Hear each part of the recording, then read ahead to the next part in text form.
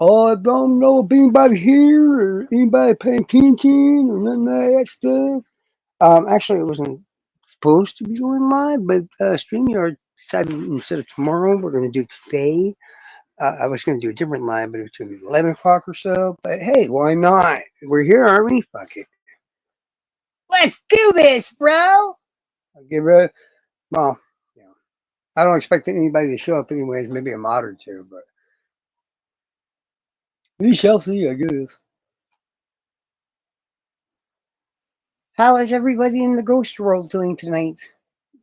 Good, I hope.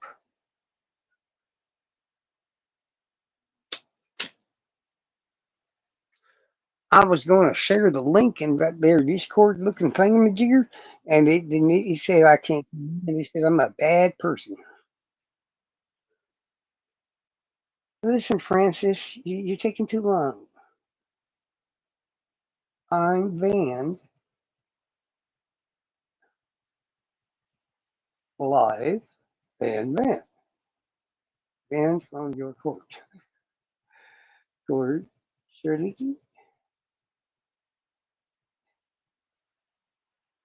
we loved you long time. You shared Linky in court. That's pretty bad when I got to freaking sweet talk my freaking mods. Come on, bro.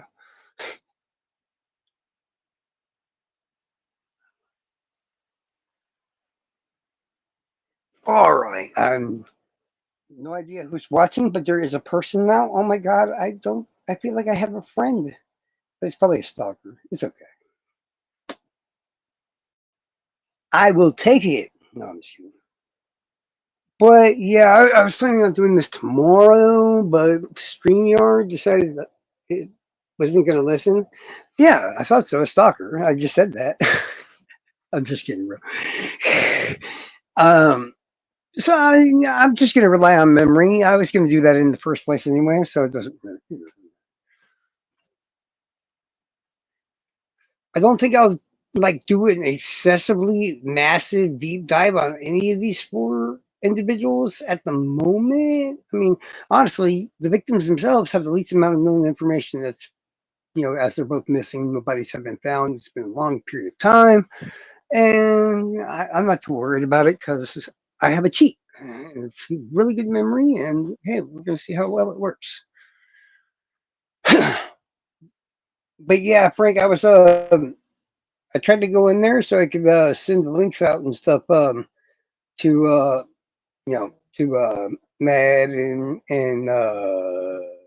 Reese and all them other people, but MSP and yeah. But it's no big deal. They can watch it on the replay or whatever.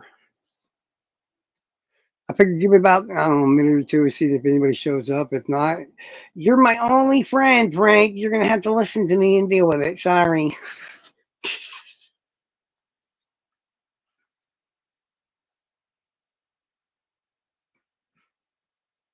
But oddly enough, there's like how do I put it? A weird kind of freaky connection between all these cases. Even though it was back in the yeah, it was like 2009, I think. Yeah, and a lot of weird details coincide with the two victims. And then we have the age-old victim, the piece of crap that thinks he's smarter than the average bear, apparently, and any other serial killer that's involved. And we'll talk about him. And then we have a special database we need to talk about because it's very important as regards to all these people. But then we have this new guy. Well, I'm not going to call him new, but basically, he's been around this entire time. And as far as I can know, as far as the cops have told us so far, there's not that much about him. Just a bunch of like, hmm. And then all of a sudden, recently, it's blown up into like, oh hell, what the hell did he do? Does my audio and all that sound okay? Oh, we got two people now. I got two stalkers. I love two stalkers. I'm just joking. I almost had three stalkers, but then they left. Probably had to switch it to incognito because they didn't want me to get a view. Too late. It already said 3. Sweet. All right. About Yeah, I'm basically about to start, so screw it. I'm not expecting too much. If I wanted to get a bunch of people in here, I would join a bunch of like different Discord servers and stuff, and then post it on X and do all this mumbo jumbo. And I'm just not prepared to do that at this moment in time because I'm kind of lazy. If I can't do it with my trashy memory, well, then it just doesn't seem that important. But yes, that's been long enough, and here we go, folks. This is the cases of Maura Murray and Briana Maitland, their odd, weird connections and similarities and proximities, actually, um, and similar time frame and everything else too. And then we're going to talk about the Israel Keys, the alleged serial killer who, well, if I need to tell you who Israel Key is well, probably not be here because that's pretty crazy. No, I'm just kidding. And then we have Steffen Baldwin, which honestly, he's the boring of the two, but he's making ground lately, man. I'll tell you that much. He's really finding this what's that term that got his groove back or something? I don't know. We'll figure it out. All right, so February 9th? No, February 9th, 2009, if I remember correctly, is when Maura Murray, who had similar troubles in her school, which would be West Point, the military academy, if I remember correctly, uh, she had she was getting bad grades. She was thinking that she was going to get kicked out in the first place, or at least she wanted to leave. And if I remember right, she then decided to shoplift, and her family calls this a very big shot in the dark, or like a red flag, basically, because she was looking for a cry for help or something. But it's one of the big rules at West Point or whatever that they're about honesty and all these important mumbo jumbo things that most people don't really think is a big deal. So the moment she just shoplifted a piece of makeup, that was enough to get her kicked out of this prestigious military academy. But while she was there, she was dating a man he used to go by an old name. I don't have Madeline here. If she was here, she'd tell me the name probably because it was Jewy. It's a real Jewish name. And Miranda's not here either. She'd probably tell me. But we're just going to call him by the name he goes by now. Steffen Baldwin. She was dating this man. Um, and as I said, one night she just basically goes missing. Uh, her car is found in a really odd area that's not too near where she's used to. She's not. People go by patterns and where they go and stuff like that, and you could pretty much just follow someone's patterns and know where they're going to be in like a week or two just based on that. And it's like outside of her usual, hauntings, and her car had been backed up into a abandoned house, if I remember right. It was left really weird or whatever, and most of her belongings, other than her purse and wallet and stuff, or it might have just been the wallet, uh, was the only thing basically taken out of the car, and she has never been seen since. Now that, as I said, that was February 9th, 2009. Now exactly 1 month and 10 days later, less barely under 100 miles away. Oh, by the way, that was in like Massachusetts. I'm not exactly sure which city because I wasn't very well prepared for this live. So sorry. Uh, less than 100 miles away in a town in Vermont, a 17-year-old girl named Briana Maitland, who had been having all kinds of trouble lately. She had been bullied at school, getting into fights, pressing charges against a friend of hers named Kelly or Healy. I'm not sure exactly how it's pronounced. I've heard two different ways. She had a job washing dishes at a local inn that was very popular amongst the area. And what happened was, I'm not entirely sure what the fight was about, but her and this girl got into a fight at school She was getting bullied left and right, and she switched schools to get away from the bullying, which did not help at all, and it just continued. Um, then her and this girl, who were supposed to be friends, get into a fight, and she doesn't swing back whatsoever. So she doesn't. She puts her arms up just to contain the blows so the damage doesn't isn't all over the place. But yeah, I've seen the pictures. They're pretty messed up or whatever. She got pretty messed up in the whole ordeal. And when she didn't fight back, everybody told her that she should press charges against that Kelly girl. So she did exactly that. And Kelly had been arrested, and she was looking at a aggravated assault charge, if I remember correctly, but I don't believe it was a felony. So this whole thing that comes from this, if you want to believe that's what happened, just it's really weird to say. It makes more sense that the creepy serial killer with the boxes hidden everywhere grabs both of these girls than it does, you know, or Steffen. I don't know which, but she, Brianna and her mother were at a grocery store, I guess, and she runs into the same girl, which is Kelly, and Kelly wanted to go meet her outside to have a conversation. So she then went outside, and Brianna was actually upset when she came back or whatever, not very happy at least. And she had told everybody, her mom, I guess, or whatever, that she was told to not go to work tonight. And I'm not sure if that was actually said or not, so I'm just going to go by what her mom says. She still goes to work that night. Everything goes well, and whatever. She gets in her vehicle, and as she goes to leave, she's never seen again. And then similar, you know what I'm trying to say. Okay. Basically, the same exact thing happened to Brianna as it did Maura.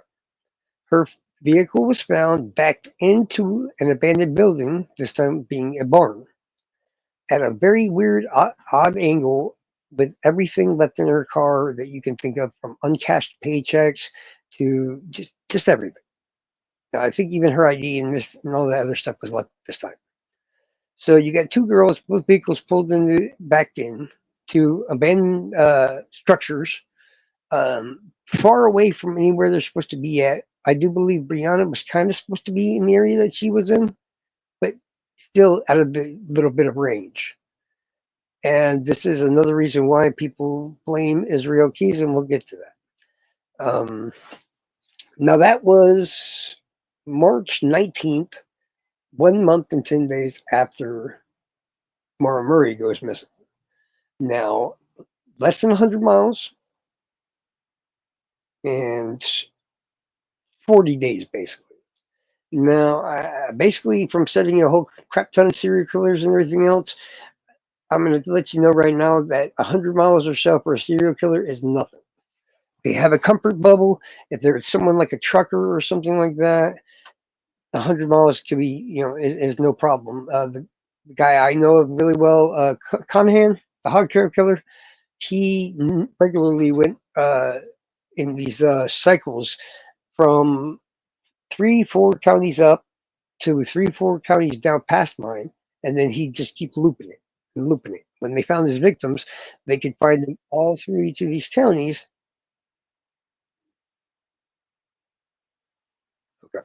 Sorry, somebody DM me or whatever. I need to see. Okay. All right.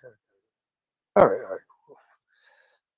Sorry about that. All right. So, um, back to Brianna, or not Brianna, Maura was basically dating a boy at the time, Steffen Baldwin. Um, After she goes missing, within the week of her going missing, Steffen Baldwin hauls ass and gets the hell out of West Point. That's one of the main red flags I guess they were looking at all along about this guy. Now the second piece of evidence, which it's very weak. So if you're thinking you're going to see some smoking gun, oh, it's not going to happen. A fingerprint of his was found either on a CD or a CD case found inside of her car. His excuse was that he had borrowed the CD and gave it back. Sounds pretty logical to me. You got to remember with the time frame and everything else. Yeah, it seems like something that could easily happen. If we didn't have anything else at this point, it doesn't sound like really, he should be looked at too difficultly, I guess. Now, both of these girls, because of the time frame where they were found and everything else of each other, were put on the same database. And the database is called the NamUs 45.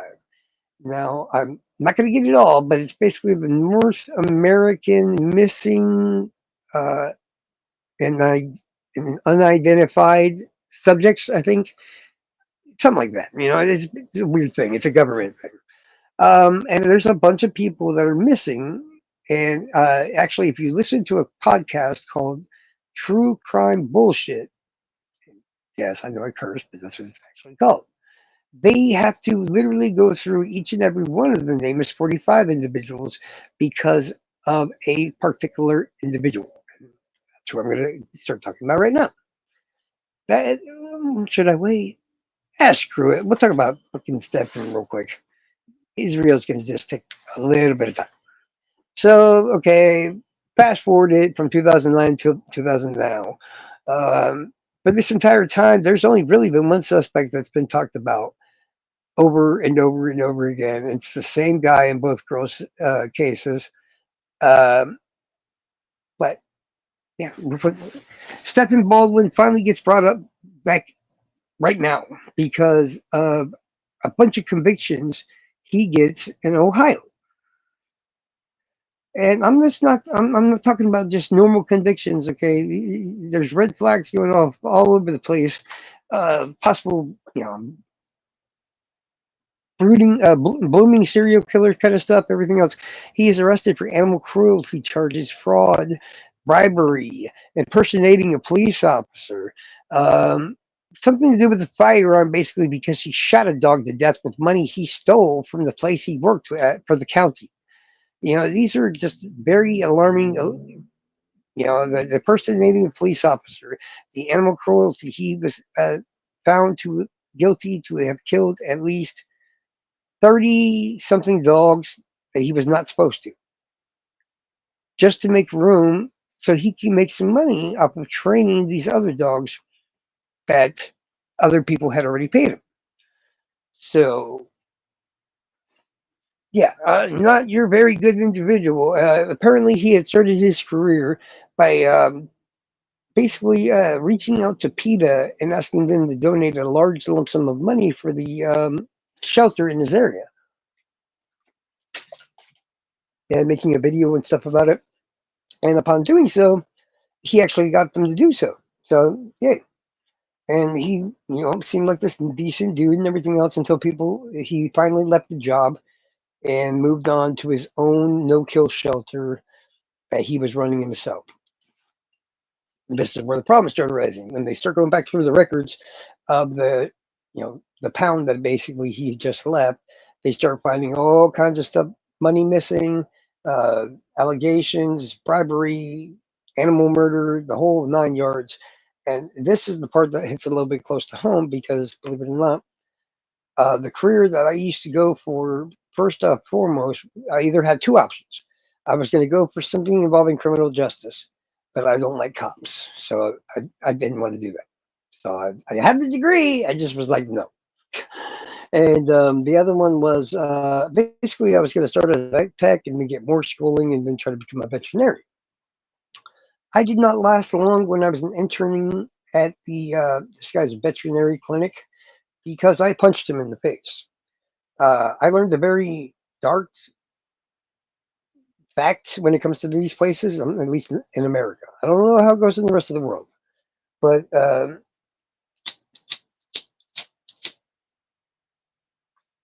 basically, something started to occur to me every single day because I was having to put animals down and euthanize dogs and cats and everything else, and they just. I'm not going to say I'm a doctor at this point, but I have enough common sense to know that there's nothing wrong with these animals. They're not too old, they're not too young, they're healthy. And I'm just wondering to myself, because we're not a pound, I'm like, why am I having these dogs put down? Or why am I having to do this and stuff? And I don't know. I was there for like a month or so, and then I finally asked the vet about it, and he basically told me the truth. And it was such a, pardon my French, y'all, but it was such a fucked up thing that I got so mad I punched the guy in the face. No joke. And I can curse and all that shit because nobody's here. Ha ha. All right. But as I was saying, I punched him in the face because I was pissed off. What I had learned was, and it's a known common thing to be done here in the United States, that people, if they buy a dog or whatever, purebred, don't matter, if they take that said dog to the vet and they just ask him and they pay a couple $1,000s, that vet will just kill the dog. No questions asked. No problem health wise, it doesn't matter.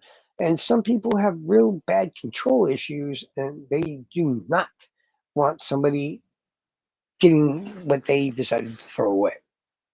Anything but that. And it's just, like I said, when you find out like you basically had a hand in murdering a bunch of animals, you're not a happy person. Humans, that'd have been fine. I'd be like, oh, okay, it's no problem. But poor defenseless animals and stuff, that's a whole other issue. So yeah, I punched the guy, and the school told me I'd have to pick another major and stuff because I was in pretty much a lot of trouble, and I just had to leave after that. So yeah. So back to this. He's now killed over 30 dogs just at the last job he has. It is said that he's killed about another 30 more at the new place that he runs, that basically he controls and owns and all this other stuff. He's got all these charges, and they're not just charges anymore. He has been convicted for many of these, um, and he has been sentenced to at least 15 years in an Ohio prison. That is Steffen Baldwin. And if you know the McDonald triad and everything else, one of the first things they mention is about the hurting or killing or torturing even of small animals. So the fact that he was so openly happy and content with shooting, euthanizing, and everything else these small animals is a big red flag. Another common thing in the whole flip flop serial killers and stuff is quite often you will hear, and regular murders too, you will hear about uh, the killers impersonating a police officer. Why? Because police officers have authority and they want to control. So if they pretend to be a cop, they can tell you what to do, and it's just another ruse or ploy or whatever to get you to do what they want. Like in Delphi, for a long time, it was always said that Bridge guy might have acted like he was a cop. We know better now, but well, probably. But yeah, it's also another very common tactic. That's very common. Yeah, so he's got a bunch, like as I said, he's got a bunch of red flags. But he is still reaching out and talking to the press and other people and all that other stuff. He is the one that provided us the information about what evidence was found in Maura's car that relates to him. He has done that. So, in my opinion, while he now should be looked at a little bit more based on what he did in Ohio, there's still not much of anything that's connecting him other than he dated the girl and then hauled ass and the fingerprint. So that's like pretty touchy as far as I'm concerned. But yeah, that's the evidence against Stephen Baldwin as we know it. Cops may know more. We don't. All right.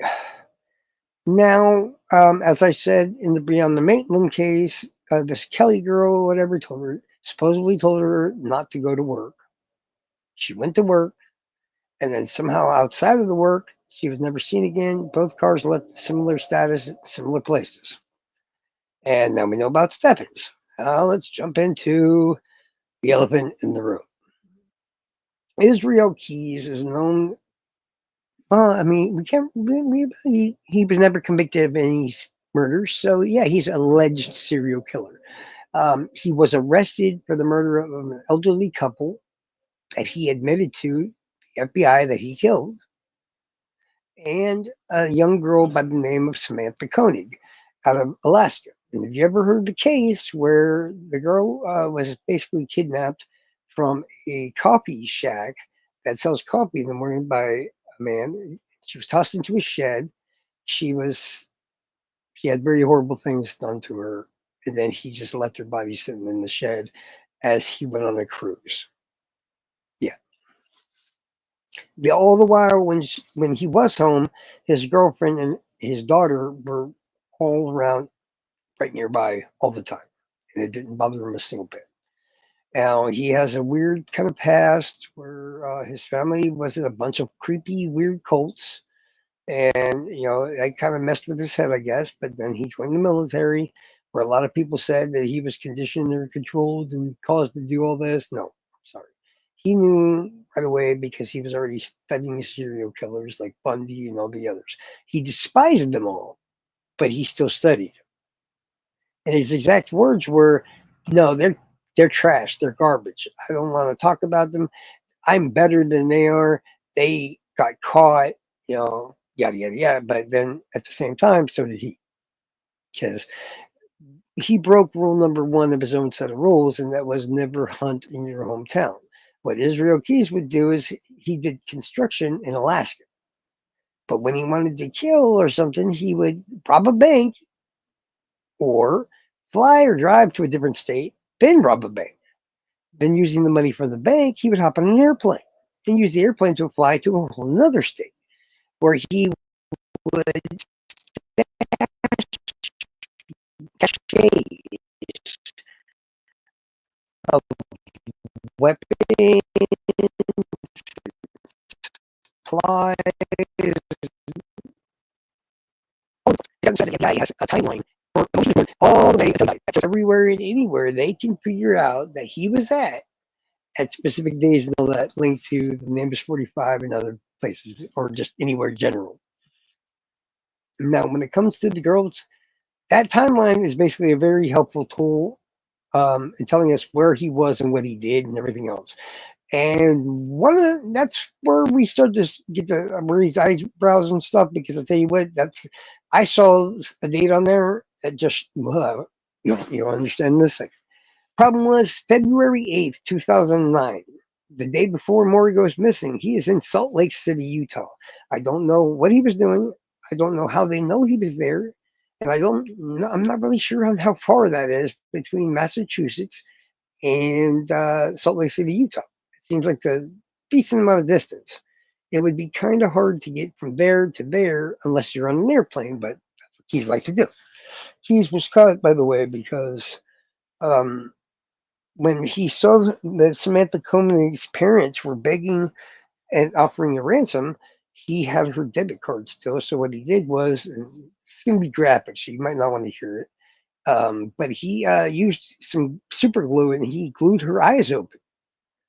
Then remember, she's long dead at this point. He then takes that day's newspaper and kind of wedges it next to her with her eyes staring. Ugh, it's a very disturbing picture. If I were you, I would not Google it because, in hindsight, in my opinion, you could always tell that she was dead. That's all I'm going to say. Um, the newspaper, and he took a picture, and they put money on that debit card just as he asked. Now, this was when he decided to drive to another state, hop an airplane to another state, and now he's in Texas. And while he's in Texas, he is pulled over basically because his car has been marked by the police as being used to extract money from the ATM um, with Samantha Koenig's card. So a lone cop pulls him over, almost gets into a fight with this young, pretty strong, apparently, from what I've heard, Israel Keys, and he's able to subdue Keys after a long. Yeah, it was pretty badass from what I was remember. But they get him, they arrest him, they fly his happy ass all the way back to Alaska. And what's waiting for him when he gets there? But the FBI. And they're not playing any games anymore, but here's the issue. Israel Keys asked for one thing and one thing only. He said, I will tell you about every single one of my victims. I will tell you where you can find all of them at. And he said, you just got to do one thing for me. Leave my daughter and my girlfriend out of it. and no trial. I go straight to the death penalty. Well, anybody that knows the United States Justice, Department knows that's not going to happen. So they kept saying that that's what they were going to do, but it became apparent that that's not what was going to happen whatsoever. So he gave them a little bit of information so they could find the couple, which they did. And upon doing so, he said, "Now, are you going to keep up your end of the deal?" And they basically told him they couldn't. Now, on that same night, in his prison cell, he used some sort of object, I'm guessing a disposable razor or whatever, to slice open his wrists and paint pictures of skulls. Now, I'm pretty sure there was about 12 of them on the picture. And it said that basically he was telling people how many victims he had. There might be a clue there, but I don't think I've ever actually seen the painting. But they were all painted in his own blood. And upon finishing the painting, he then hung himself as well. And he's dead. So, yeah. But the problem is, they should have figured something out or whatever to make him think like he was going to have that happen to him. Or hell, just do what the man says and kill him after he gives you the information. Because now we're looking at least 9 victims that we don't know who, we don't know where, and we don't know when. And we got one clue and one clue only on how to figure that out. Well, they go and serve a search warrant on Israel Keys' house in Alaska, where he stayed with his girlfriend and his daughter.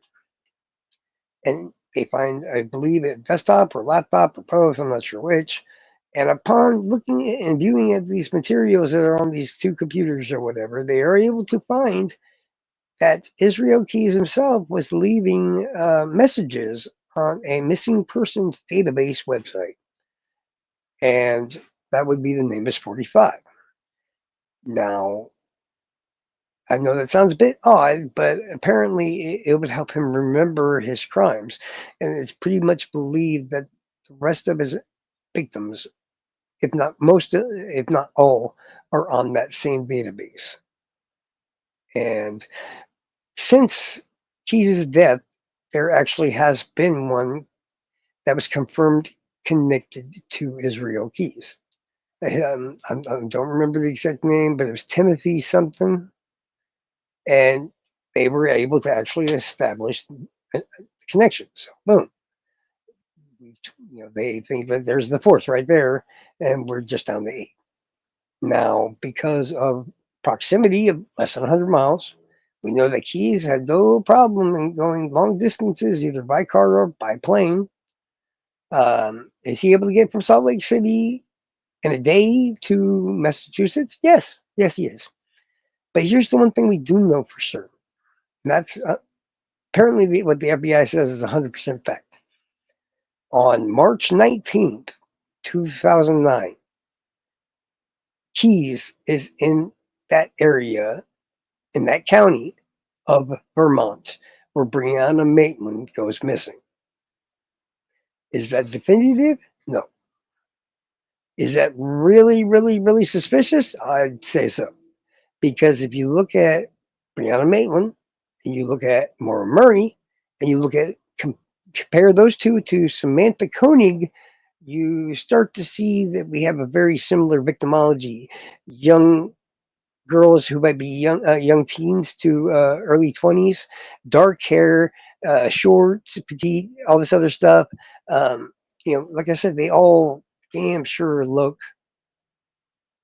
enough like each other to where we could say, and plus what is known about Israel Keys' daughter and his girlfriend, they also look that type. So scarily, he had, they all matched that. I don't know for certain, but there's enough there to keep digging into it. But Israel Keys did not care if you were man or woman. He did not discriminate. He would kill you if you just got at the wrong place at the wrong time, and he thought he could get away with your murder. You were going to get killed.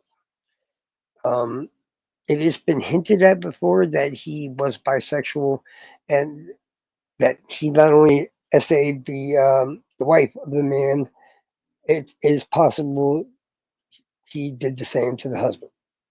because he was all about control, power, and everything else. But that's not confirmed either. Like, there's a lot of details on these cases since there were never any convictions or anything like that we don't know the details about because it's just what it is. And I don't know about y'all, but basically, what I know about these fine young gentlemen, I'm obviously being sarcastic.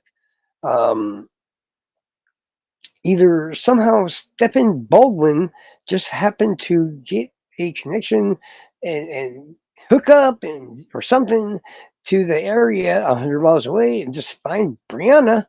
It makes much more sense that Keys got both. Keys basically specialized in making you vanish from one place and never be seen again.